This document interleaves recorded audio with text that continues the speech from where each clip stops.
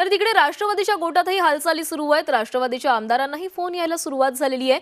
आदिती तटकरे, बाबासाहेब पाटील, दत्ता भरणे, हसन मुश्रीफ, नरहरी झिरवळ या 5 आमदारांना राष्ट्रवादीच्या वरिष्ठ नेत्यांनी फोन केलेला आहे।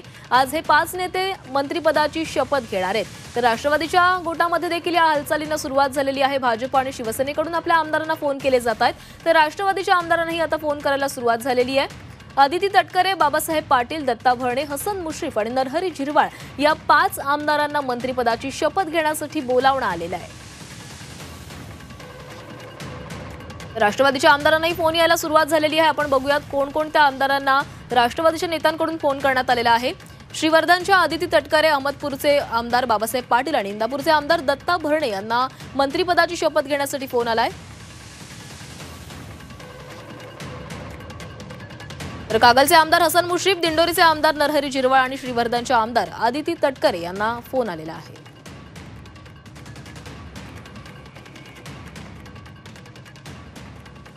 तर या संपूर्ण घडामोडींसंदर्भात आपण बोलणार आहोत आमचे प्रतिनिधी ओम देशमुख यांच्यासोबत। ओम, तू नागपूरमध्ये आहेस आणि नागपूरमध्ये खरं तर अनेक नेते मंडळी काल रात्रीपासूनच दाखल झालेले आहेत। आता मुख्यमंत्री देवेंद्र फडणवीस हे सुद्धा नागपूरसाठी रवाना झालेले आहेत। भाजपच्या आतापर्यंत किती आमदारांना फोन केलाय?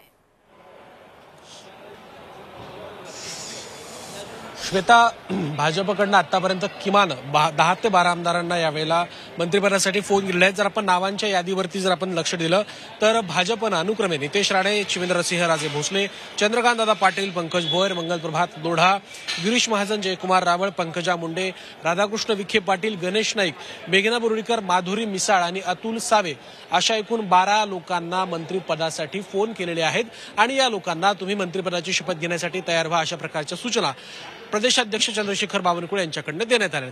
मात्र 12 नावांच्या व्यतिरिक्त ज्या काही जागा आता शिल्लक आहेत, साधारणपणे भाजप 21 मंत्री आपले करेल, 21 ते 22 मंत्री भाजपचे असतील हे स्पष्ट झालेलं असताना उर्वरित नावांच्या घोषणा कधी होणार आहे हे सुद्धा पाहणं महत्त्वाचं असणार आहे।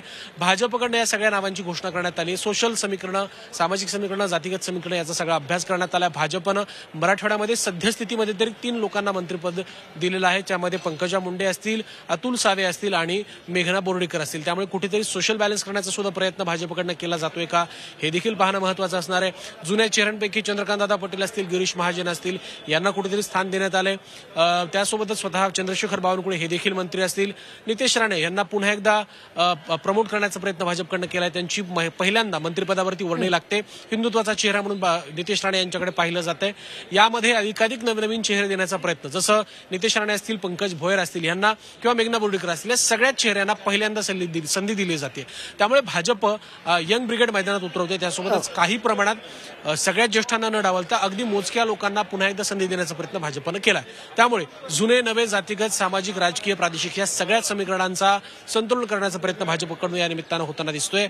बावनकुळेंकडनं हे फोन केले जातात। आता अपेक्षा अशी आहे की जे 8 ते 9 फोन अद्याप जाणं बाकी आहेत ते कधी जात आहेत आणि 12 वाजेपर्यंत साधारणपणे ही स्थिती स्पष्ट होईल की भाजपचे पूर्ण मंत्री जे काय त्यांची नावं 12 वाजेपर्यंत स्पष्ट होतील। त्यामुळे अंतिमतः या नावांवरती शिक्कामोर्तब कधी होतंय आणि या सगळ्यामध्ये घडामोडींना कधीपर्यंत वेग येतोय आणि यावरती शिक्कामोर्तब कधी होतंय हे पाहणं महत्त्वाचं असणार आहे। दुसऱ्या बाजूला देवेंद्र फडणवीस हे मुख्यमंत्री झाल्यानंतर पहिल्यांदाच आज नागपूरमध्ये येत आहेत। त्याची भव्य तयारी सुद्धा भाजपकडनं आणि नागपूरकडनं करण्यात आली आहे। त्यांचं मोठ्या प्रमाणात जय्यत स्वागत सुद्धा नागपूरकडनं करण्यात येणार आहे। नक्कीच ओम, तर अवघ्या काही तासांमध्ये संपूर्ण चित्र स्पष्ट होणार आहे। आणखी कुणाकुणाला फोन केले जात आहेत हे स्पष्ट होईल। धन्यवाद तुम्ही दिलेल्या माहितीसाठी।